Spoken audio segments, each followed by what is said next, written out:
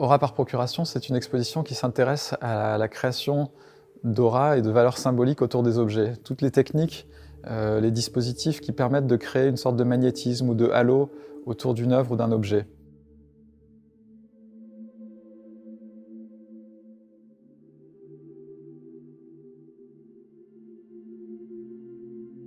Ces choses-là, ce sont des choses qu'on orchestre quand on organise une exposition.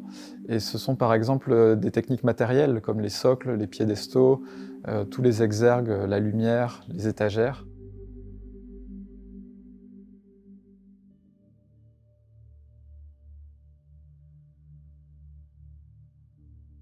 Ça peut être aussi tout l'appareil critique, tout le texte, les cartels, les panneaux de salle, toute la communication autour de l'exposition. Et puis ça peut être des choses entièrement dématérialisées, qui peuvent être de l'ordre de la rumeur, de la réputation de l'artiste, d'une information qui circule autour de l'exposition, ou par exemple de la communication qui est elle-même orchestrée par l'organisateur de l'exposition.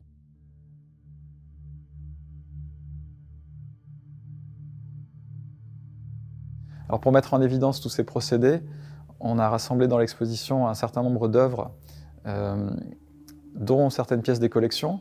Il y a une œuvre qui est très emblématique, qui est ce reliquaire d'Héloïse et Abélard, qui est une œuvre clé des collections des Beaux-Arts de Paris, qui rassemble la correspondance entre Héloïse et Abélard, un monument de la littérature au Moyen-Âge, mais qui, par le truchement de ce coffret magnifique dessiné par Alexandre Lenoir, cristallise cette légende et lui donne une sorte d'aura magnétique.